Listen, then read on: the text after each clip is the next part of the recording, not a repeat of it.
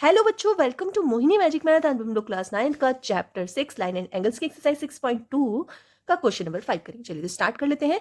Start करने से पहले हम लोग पढ़ेंगे लॉ ऑफ रिफ्लेक्शन थोड़ा सा, जिससे आपको क्वेश्चन इजीली समझ में आ जाए। तो लॉ ऑफ रिफ्लेक्शन क्या होता है?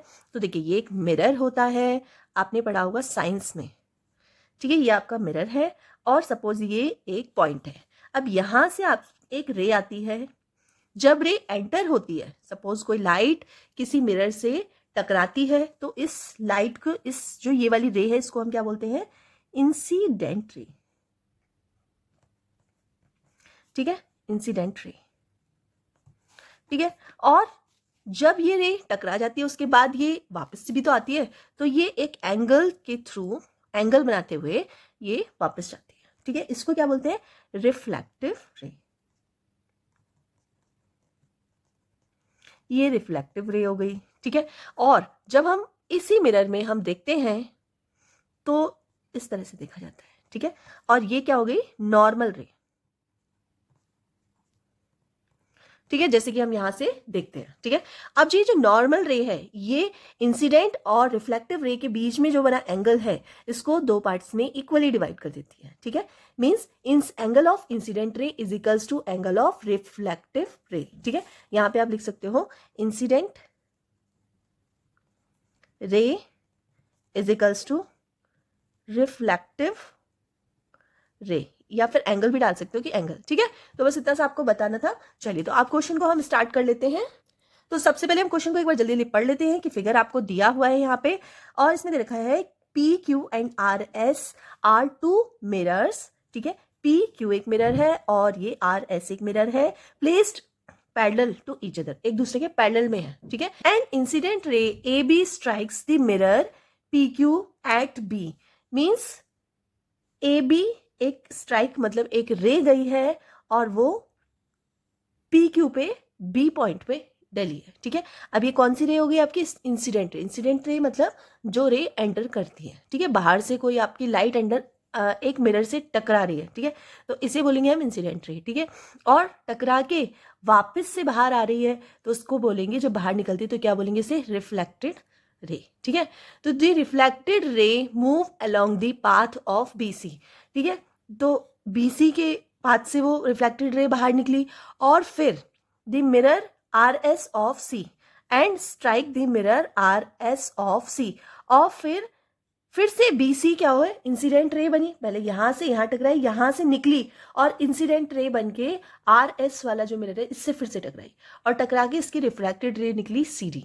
और हमें प्रूफ क्या करना है? इसमें प्रूफ करना है ए बी जो है वो पैरेलल है सी डी के, क्योंकि हमें पैरेलल दे तो रखा है, पी क्यू और आर एस तो हमें दे रखा है कि हमें पैरेलल है, लेकिन हमें प्रूफ करके दिखाना है कि ए बी जो है वो पैरेलल है सी डी के। चलिए तो स्टार्ट कर लेते हैं। तो सबसे पहले हमें गिवन क्या क्या ये लिख लेंगे।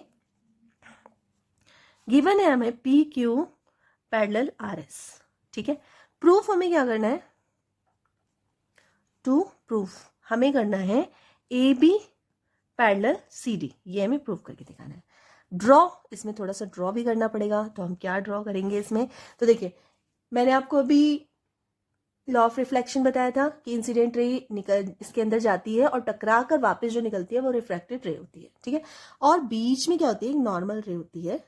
तो हम यहाँ पे एक परपेंडिकुलर डाल देते हैं। ठीक है, इस तरह से हमने परपेंडिकुलर डाला, किसके ऊपर?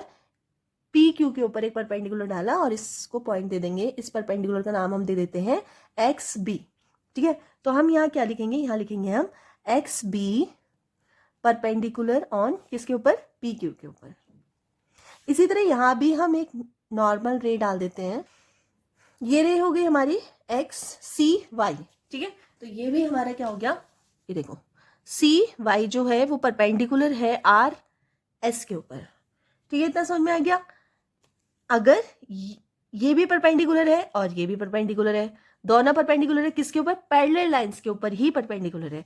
Therefore X B parallel to C Y या वाई सी, कुछ भी लिख सकते हो। ठीक है, यहाँ पे एक हम छोटी सी लाइन लिख देते हैं, two perpendicular line always parallel to each other between two parallel lines.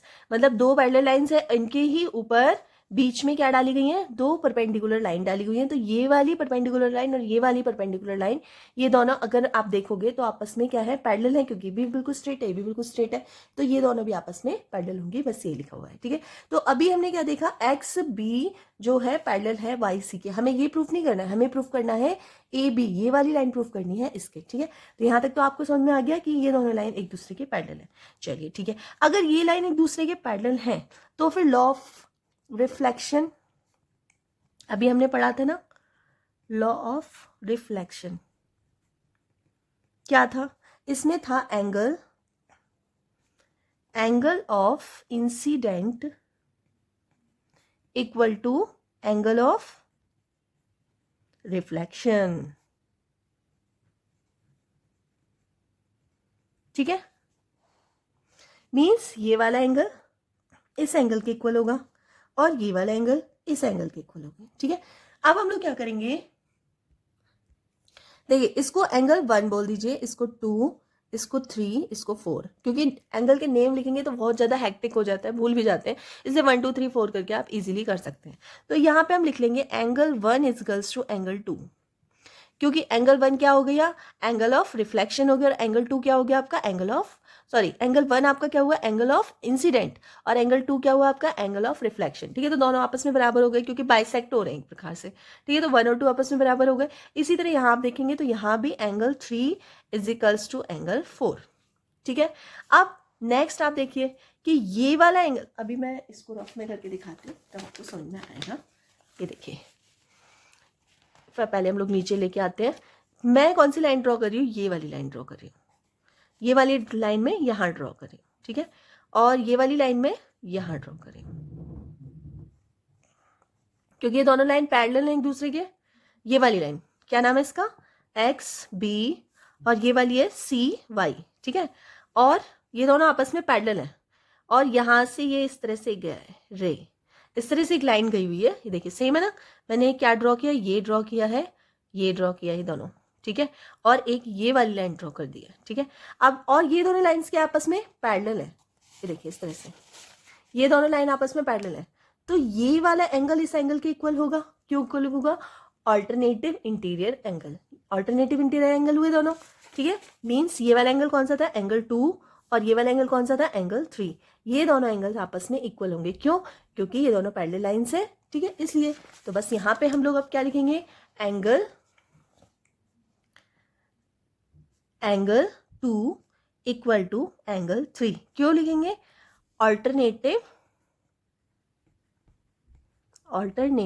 Interior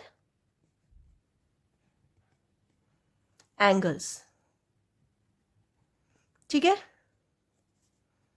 bye ये लिख देती हूँ X B parallel Y C. ठीक है, ऐसे लिख देती हूँ।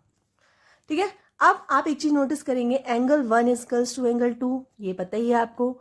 एंगल 2 किसके इक्वल है, एंगल 2 एंगल 3 के इक्वल है, और एंगल 3 किसके इक्वल है, एंगल 4 के इक्वल है। इसका मतलब ये सारे के सारे एंगल एक दूसरे के इक्वल है। ठीक है, अगर मैं ऐसे करूं, एंगल 2 इजिकल्स टू एंगल 3, अगर मैं करूं और इन दोनों में प्लस एंगल 1 कर देती हूँ। ठीक है, तो यहाँ पे तो क्या हो जाएगा, एंगल 2 प्लस एंगल 1, और यहाँ में एंगल 1 की जगह एंगल 4 रख सकती हूँ, क्योंकि एंगल 1 और एंगल 4 भी तो आपस में इक्वल ही हुए, है ना। तो मैं यहाँ एंगल 3 प्लस एंगल 1 की जगह में एंगल 4 रख रही हूँ। ठीक है, अब देखिए, अब हम फिगर पे आ जाते हैं। फिगर देख लीजिए एक बार, एंगल 1 प्लस एंगल 2 और एंगल 3 और एंगल 4, मतलब ये पूरा का पूरा एंगल, ये पूरा का एंगल दोनों आपस में इक्वल है। ठीक है, मीन्स अब एंगल का मैं नाम ही लिख देती हूँ, A B C is equals to angle क्या है आपका, बी सी डी। ठीक है, जब ये दोनों एंगल्स आपस में इक्वल हैं, देयरफॉर ए बी जो है वो पैरेलल होगी किसके, सी डी के। ठीक है, ये हमारा हो गया प्रूव्ड। ठीक है, तो बस इस तरह से आपको क्वेश्चन करना है। एक बार फिर से देख लीजिए, क्योंकि क्वेश्चन थोड़ा सा ये वाला ट्रिकी है, हार्ड तो नहीं बोलूंगी मैं, इजी है, बस थोड़ा सा ट्रिकी है बच्चों को समझ में आने में, थोड़ी सी प्रॉब्लम हो सकती है, इसलिए हम लोग एक बार फिर से देख लेते हैं। हमें ये डायग्राम दिया गया था, ठीक है, ये दो पैरेलल मिरर है हमारे पास और इसमें रेज गई हुई, एक ये रे इंसिडेंट रे गई है और ये रिफ्लेक्टेड होके बाहर निकली है, फिर ये रिफ्लेक्टेड वाली फिर से इस मिरर से टकराई है और इंसिडेंट बनी वाली और फिर इधर से जाके रिफ्लेक्टेड बन गई। आ गया समझ में? अब हमने यहाँ पे दो परपेंडिकुलर लाइंस डाल दी हैं, ठीक है। परपेंडिकुलर लाइन तो हमने डाली, लेकिन ये दोनों एक दूसरे को इक्वली, या बोल सकते हैं आप डिवाइड करेंगी, या फिर आप ये बोल सकते हैं कि incident angle is equals to reflected angle, ठीक है, ऐसे बोल सकते हैं। तो मीन्स ये दोनों एंगल्स आपस में इक्वली डिवाइड हो जाएंगे, ठीक है, एंगल 1 और एंगल 2 आपस में इक्वल होंगे।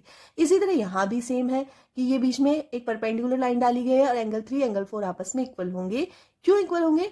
क्योंकि angle of incident ray is equals to angle of reflection, ठीक है। तो हमने क्या लिखा, angle 1 is equals to angle 2, ये देखो angle 1 is equals to angle 2, इसी तरह angle 3 is equals to angle 4, ठीक है। अब यहाँ तक तो हमें समझ में आ गया। अब इसके बाद ये वाला जो एंगल है, अगर मैं बात करूं ये एंगल, क्योंकि ये हमारी पैरेलल लाइन, ये भी पैरेलल लाइन है, ये एंगल और ये एंगल, ये दोनों एंगल क्या हो गए, आपस में इक्वल होंगे। क्यों होंगे इक्वल? क्योंकि ये इंटीरियर ऑल्टरनेटिव इंटीरियर एंगल्स हैं, ठीक है। तो ये दोनों एंगल 2 और एंगल 3 आपस में इक्वल होंगे, ये दोनों इक्वल हो गए। तो फिर इससे हमें ये पता चला एंगल 1 इक्वल्स टू एंगल 3, 2 3 4 सारे के सारे एंगल आपस में इक्वल हो गए। अब हम क्या करेंगे, एंगल 2 और एंगल 3 को हमने लिया और दोनों तरफ 1 1 ऐड कर दिया, मतलब एंगल 1 दोनों तरफ ही हमने ऐड कर दिया। यहाँ तो हमने सेम रहने दिया और यहाँ पे हमने एंगल 1 की जगह एंगल 4 रख दिया, क्योंकि एंगल 1 और एंगल 4 भी आपस में इक्वल है, तो एंगल 1 की जगह हम 4 रख सकते हैं, ठीक है। फिर हमने इन एंगल्स के नाम लिख लिए। क्या नाम है इन एंगल्स के? एंगल 1 और 2 को अगर प्लस करते हैं तो हमारे एंगल का नाम है ABC, और एंगल 3 4 को अगर प्लस करते हैं तो हमारे एंगल का नाम आता है BCD। मीन्स ये वाला पूरा एंगल और ये वाला पूरा एंगल, ठीक है, ये दोनों एंगल आपस में इक्वल है। और आप एक चीज देख रहे होंगे, ये एंगल आपस में इक्वल हैं, इसका मतलब ये दोनों एंगल कौन से हो गए, ऑल्टरनेटिव इंटीरियर एंगल। ये ट्रांसवर्सल लाइन हो गई, ये दोनों एंगल्स इक्वल हो गए, ठीक है। तो ये वाली लाइंस क्या हो गई, ये ऑटोमेटिकली पैरेलल लाइंस होंगी। अगर ये पैरेलल लाइंस नहीं होती तो फिर ये एंगल्स इक्वल नहीं होते। अगर ये एंगल इक्वल दिखा रहा है इसका मतलब लाइन पैरेलल होंगी। तो बस इसीलिए AB is equals to CD आपका प्रूफ हो चुका है, ठीक है। तो बस इतना ही था इस क्वेश्चन में। अगर आपको वीडियो थोड़ी सी हेल्पफुल लगी हो तो प्लीज वीडियो को लाइक कर देना, चैनल पर नए हो तो सब्सक्राइब कर लेना, अपने फ्रेंड सर्कल में शेयर कर देना। मिलते हैं नेक्स्ट वीडियो में, तब तक के लिए बाय।